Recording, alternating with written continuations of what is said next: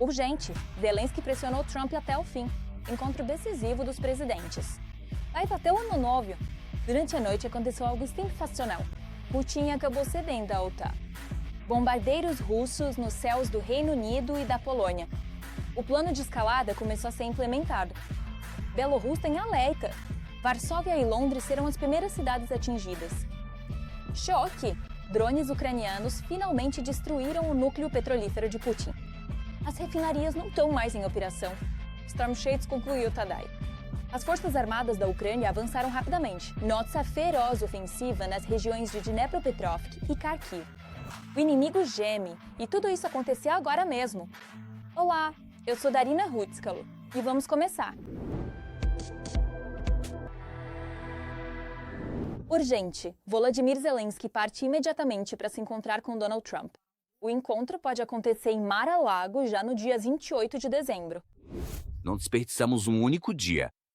Concordamos em realizar uma reunião a mais alto-nível, em breve com o presidente Trump.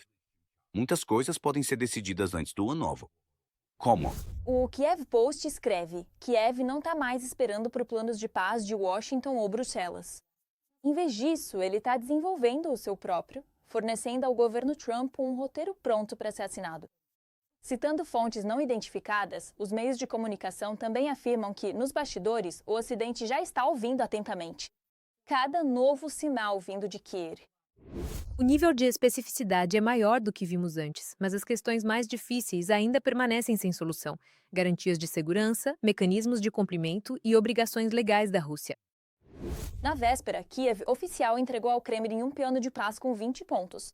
Em resposta ao documento, o Kremlin, como de costume, descartou com palavras genéricas. A porta-voz do Ministério das Relações Exteriores da Rússia, Maria Zakharova, declarou que as negociações supostamente continuam de forma lenta, mas estável. No entanto, no Ocidente não escondem o ceticismo. Moscou está disposta apenas a simular um diálogo, evitando qualquer acordo real e juridicamente vinculativo. Enquanto isso, Putin mais uma vez testa a paciência do Ocidente. Bombardeiros nucleares russos invadiram um novo país. O ditador deu mais uma ordem sangrenta. A aviação mortal da Rússia passou 7 horas sobrevoando o Reino Unido. Enquanto o mundo inteiro soou o alarme, o Ministério da Defesa da Rússia garantiu que se tratava de um voo tradicional de aviação, realizado em conformidade com todos os requisitos internacionais. Bombardeiros de longo alcance. Os Tu-95MS das Forças Aeroespaciais Russas realizaram um voo programado no espaço aéreo sobre as águas neutras dos mares de Barents e da Noruega. A OTAN, entendendo a gravidade da situação, imediatamente soou o alarme e enviou seus caças para o ar, querendo controlar a situação no espaço aéreo. Vale ressaltar que os Tu-95MS russos ainda permanecem como um dos principais elementos da tríade nuclear da Rússia. São justamente esses aviões que o ditador Putin também utiliza para ataques com mísseis contra a Ucrânia. Caças 33 escoltaram os bombardeiros de longo alcance, numa viagem que se revelou uma tentativa deliberada de provocar o Ocidente, bem próxima à rota de voo do Papai Noel a partir do Polo Norte. Ao mesmo tempo, na Polônia também relataram uma noite tensa para os serviços de defesa antiaérea. Um avião militar russo foi avistado sobre o Mar Báltico. Além disso, um balão meteorológico com contrabando vindo da Bielorrússia entrou no território do país.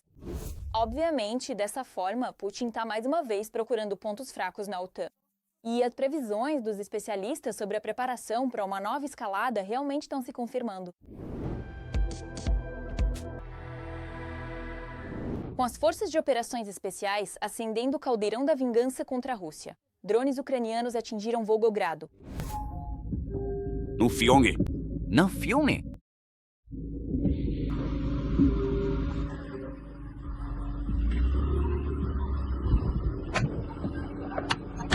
As explosões começaram a soar depois das 23 horas e continuam até agora, com diferentes intervalos. A maioria delas foi registrada no distrito Krasnoarmeysk da cidade, onde flashes brilhantes podiam ser vistos no céu. Segundo os moradores locais, os drones voavam a uma altura bastante baixa. Ataques precisos e os primeiros resultados. A refinaria de petróleo Lukoil Volgogrado está em chamas. A veia petrolífera de Putin não aguenta mais.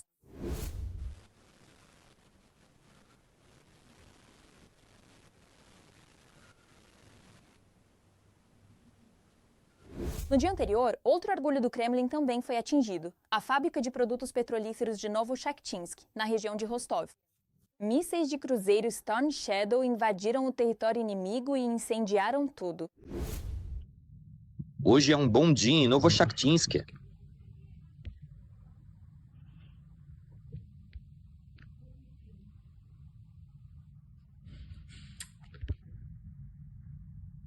Havia 6 baias. No momento. Aliás, esta fábrica é uma das maiores fornecedoras de produtos petrolíferos no sul da Federação Russa. Ela fornece combustível diesel e gás de aviação para o exército russo. O Estado-Maior das Forças Armadas da Ucrânia fez tudo possível para garantir que tudo isso permanecesse em vigor. As forças de defesa da Ucrânia continuam tomando as medidas necessárias para minar o potencial militar e econômico dos invasores russos e forçar a Federação Russa a cessar a agressão armada contra a Ucrânia. E agora, sobre conquistas importantes na linha de frente. As forças de defesa da Ucrânia libertaram 5 vilarejos na região de Dnipropetrovsk após mais de 100 dias de combates. Durante todo esse tempo, soldados do 3º Batalhão de Assalto do 225 Regimento de Fuzileiros Navais permaneceram nas posições e realizaram ações de contra-ataque. Esse é um caso único, quando uma unidade manteve posições e avançou continuamente por mais de 100 dias. Ao mesmo tempo, em Kharkiv, continua a limpeza de Kupiansk. As forças armadas da Ucrânia cercaram os mercenários russos em um caldeirão. A situação está sob controle. Já ouvimos várias vezes do inimigo, que afirma ter supostamente tomado o controle total da cidade. Mas isso absolutamente não corresponde à realidade, pois há pouquíssimos russos lá. Eles estão bloqueados, completamente cercados por nossos soldados. Os recursos entraram em pânico e praticamente confessaram. O comando relatou a tomada de Kupiansk apenas no papel. Acreditando em suas próprias vitórias falsas, eles retiraram as reservas daquela direção. E foi justamente nesse momento que as tropas ucranianas aproveitaram a oportunidade e avançaram com decisão. A julgar por este mapa, as forças armadas russas já perderam praticamente todo o seu território. Kupiansk. Nesse momento, o Kremlin está assumindo o risco máximo e desencadeando uma nova onda de tensão. O sinal de Budanov sobre uma possível agressão obriga os aliados a ajustarem urgentemente as suas estratégias. A região do Báltico está suspensa em uma expectativa ansiosa. A Polônia foi colocada em estado de prontidão total. A Europa já não conta mais dias, apenas horas. Será que o Ocidente vai conseguir agir antes que a situação saia totalmente do controle? Todos os detalhes a seguir. Já em 2027, a Rússia pode atacar os países bálticos e tentar ocupá-los. Essa declaração foi feita recentemente em uma entrevista pelo chefe da inteligência ucraniana, Kirilo Budanov. De acordo com o plano principal, a Rússia deveria estar pronta para iniciar as ações em 2030. Agora, os planos foram ajustados, revisados para antecipar o prazo para 2027. Um cenário semelhante, e os prazos foram mencionados recentemente pela agência Reuters, citando suas fontes nos serviços de inteligência dos Estados Unidos. Segundo 6 fontes familiarizadas com as informações da inteligência americana, os relatórios da inteligência dos Estados Unidos continuam alertando que o presidente da Rússia, Vladimir Putin, não desistiu de seus objetivos: a conquista de toda a Ucrânia e a retomada de partes da Europa. Segundo as fontes, isso coincide em grande parte com a opinião de líderes europeus e serviços de inteligência de que ele busca conquistar toda a Ucrânia e territórios de antigos países do bloco soviético, incluindo membros da OTAN. A chamada Operação Militar Especial já está seguindo o plano pelo 4º ano consecutivo. Não há grandes conquistas, e as sanções só aumentam. Os russos estão cada vez mais pobres, por isso os países bálticos se tornam o novo inimigo. O cenário ideal. Por que os países bálticos? Porque na Ucrânia a Rússia já não conseguirá mais alcançar sucessos estratégicos por meios militares. Mas os países bálticos são pequenos e estão encurralados. Ou seja, lá o papel da logística é muito menor. E, consequentemente, as possibilidades de destruir essa logística também. As vulnerabilidades para a Rússia entrar lá são ainda menores. Não é preciso reabastecer tanques para atravessar o país inteiro. Basta cortar caminho. Antes, Moscou planejava atacar os países bálticos em 2030. No entanto, o prazo foi reduzido. Além da Letônia, Lituânia e Estônia, de acordo com os planos do Kremlin, a Polônia é considerada apenas como alvo de ataques para a campanha militar, sem ocupação. Putin quer provar ao mundo inteiro que a Rússia é um império. Para que o império, e ele se veem como império, se desenvolva. Você sempre precisa avançar para expandir sua influência e território. Isso, aliás, responde a muitas perguntas. Ao norte só existe o Oceano Ártico. E depois, em volta, a América. Não é uma opção, porque vai doer. A leste fica o Oceano Pacífico. E, mais uma vez, a América. A resposta é a mesma. No sul da China, geralmente catastrófico, fronteira terrestre. Haverá as mesmas condições que aqui na guerra com a Federação Russa. Só para eles. O glutão tá doente, fraco e indeciso. No dia D, acontecem lá mais de 100 atentados terroristas pela Europa. E, ao mesmo tempo, equipamentos russos avançam para os países bálticos, por exemplo.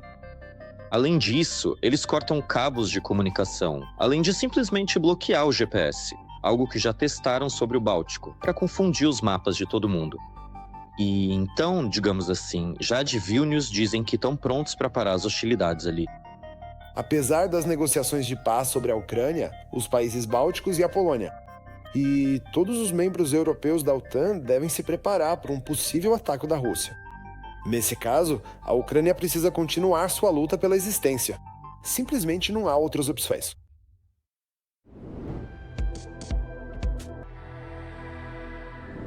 Uma queda brusca das ilusões imperiais. O Azerbaijão deu um passo após o qual o Kremlin não tem mais espaço para manobras. O Cáucaso está saindo da sombra russa, e isso é visível para o mundo inteiro. Aliyev está iniciando um processo que atinge diretamente o centro da vertical do Kremlin. Moscou está perdendo alavancas, os aliados estão se afastando, e a região começará a viver sob novas regras. E, além disso, Baku apoia a Ucrânia de forma demonstrativa. As apostas chegaram ao máximo. Os detalhes mais agudos dessa virada vêm a seguir. No dia 22 de dezembro, Putin organizou uma cúpula informal dos líderes dos países da Comunidade dos Estados Independentes. Decidiu reunir todos, mas recusou-se a viajar. Apenas o presidente do Azerbaijão. Ilham Aliyev preferiu não se encontrar com Putin, embora o Kremlin estivesse esperando por ele, então alegou uma agenda cheia. O chefe do nosso estado não poderá participar da cúpula informal dos chefes de estado da CEI, que acontecerá hoje em São Petersburgo, devido à agenda de trabalho lotada. Mas será que a agenda é realmente o motivo? Ultimamente, as relações tensas entre Moscou e o Azerbaijão ficaram muito evidentes. Na verdade, não é o primeiro caso em que Aliyev demonstra que a Rússia e Moscou já não são mais o centro geopolítico de gravidade para Baku. Em princípio, tanto o conflito entre Azerbaijão e Armênia quanto o subsequente conflito russo-azerbaijano são uma demonstração clara do afastamento do Azerbaijão de Moscou em direção à Turquia. E, basicamente, da própria subjetivação de Baku. Portanto, de modo geral, a razão para essa mudança na política internacional foi a agressão russa contra a Ucrânia.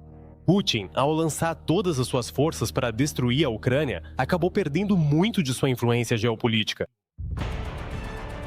Desde o início da guerra em grande escala na Ucrânia, já houve vários conflitos entre a Rússia e o Azerbaijão. A tensão já começou com o acidente de avião. Em 25 de dezembro de 2024, a Rússia derrubou um míssil e um avião da Companhia Aérea do Azerbaijão. Falha técnica, autodestruição, destroços de mísseis, várias versões. Havia muita coisa da Rússia.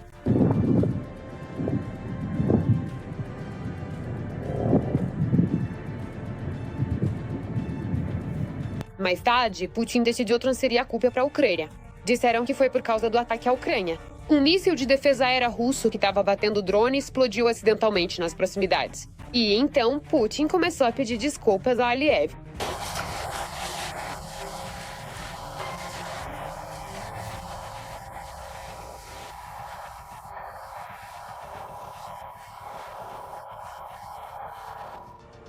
Mas o pedido de desculpas foi tardio. Logo após a catástrofe, começou uma verdadeira guerra de serviços secretos entre a Rússia e o Azerbaijão. Na Rússia, começaram a deter empresários e pessoas influentes do Azerbaijão. A mesma história de detenções aconteceu no Azerbaijão com cidadãos russos.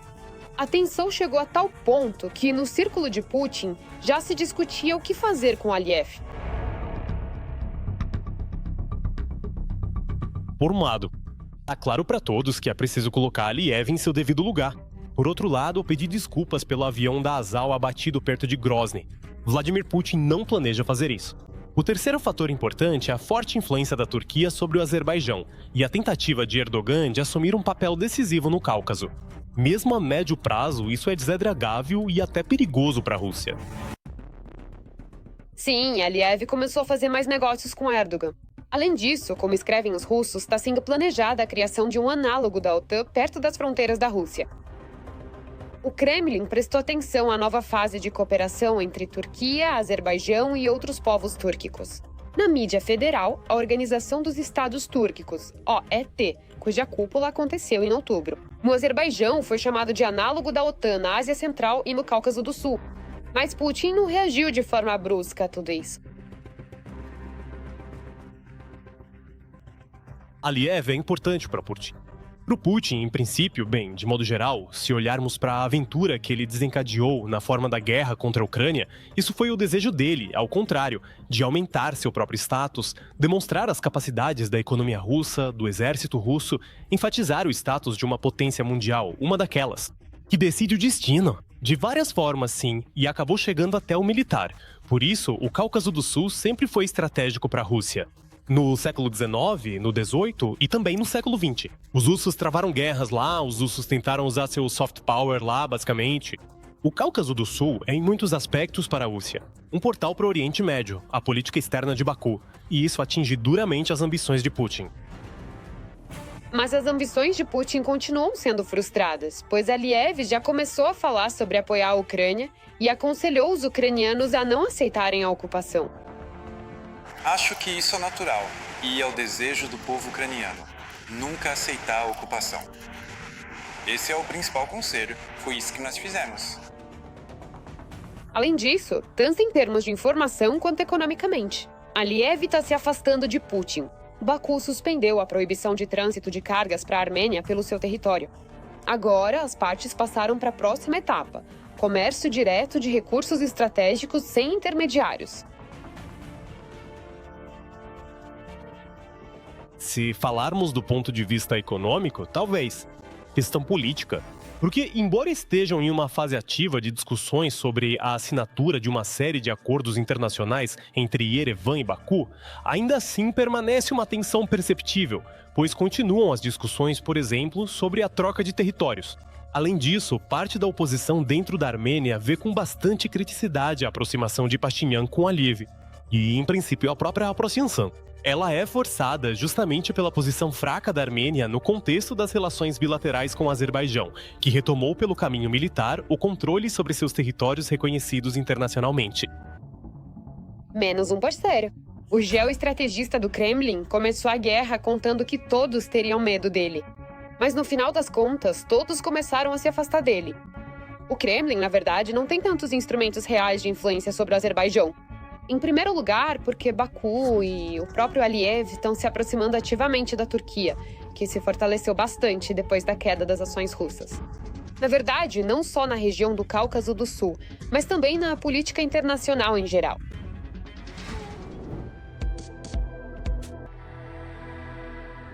O ZEUA entra urgentemente em um modo de turbulência política. Washington está sendo atingida por uma onda da qual nem as paredes da Casa Branca conseguem proteger.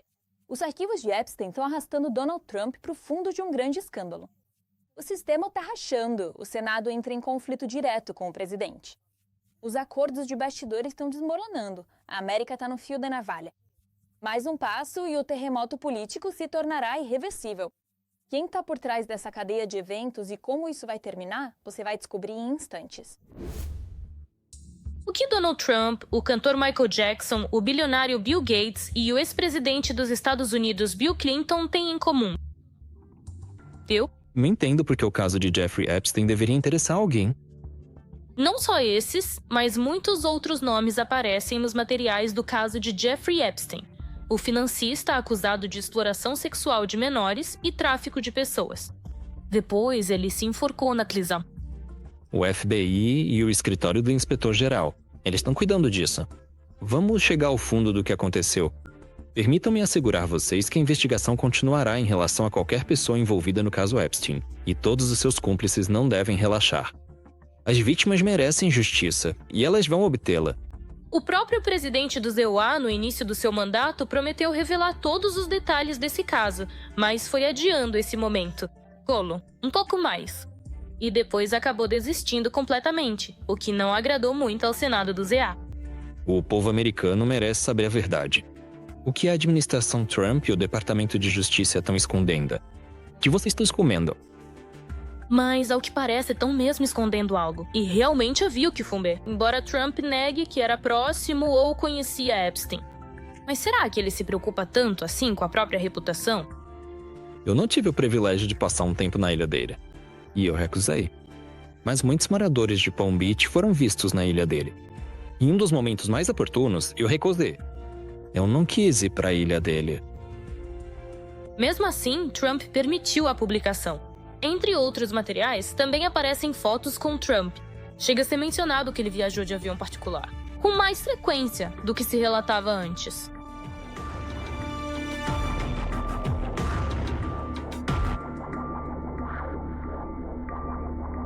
Será que desse jeito Trump não assinou sua própria sentença política? Mas aqui está o interessante. Ao publicar 30 mil documentos, o Departamento de Justiça dos Estados Unidos afirmou que parte do material contém afirmações falsas sobre o presidente. O que é isso, senão uma tentativa de amenizar a situação? Sim, existem soluções, inclusive oscilações eleitorais. Por isso, também tentam, pelo que posso concluir, encontrar uma solução. Tentar até mesmo dar a esse escândalo algum tipo de moldura externa. Ainda há as iniciativas de paz de Trump, a resolução da guerra russo-ucraniana, a Venezuela novamente, o Caribe novamente, a luta contra a imigração ilegal. Nasdik, o conflito também existe no próprio Senado do ZEUA. Os republicanos e a Casa Branca acusam os democratas de selecionar fotos para criar.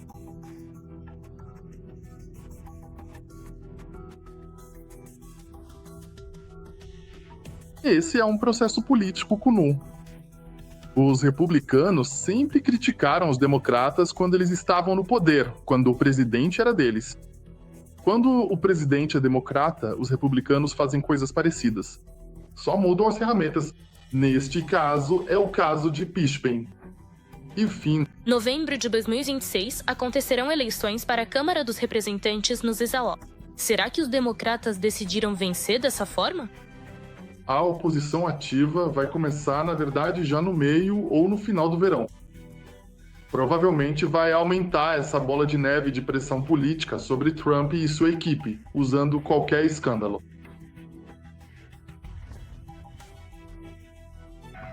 Ainda está longe de todos os arquivos terem sido publicados pelo Departamento de Justiça. Mas uma coisa se sabe: Trump conhecia e se relacionava com Epstein.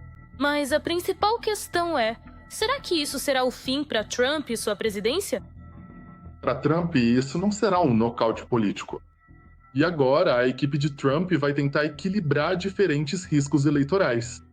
Desse tema que os democratas estão impulsionando, mas talvez por algumas escolhas políticas externas, ou talvez até por escolhas políticas internas.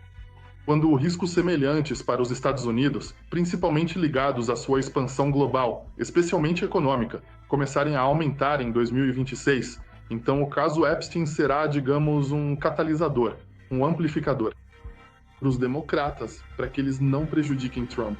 Sob pressão da opinião pública, Donald Trump concordou com a publicação dos arquivos de Epstein. Mas agora, esse material se tornou uma ferramenta de luta dos democratas contra os trumpistas, o que pode influenciar até mesmo as eleições já no próximo ano.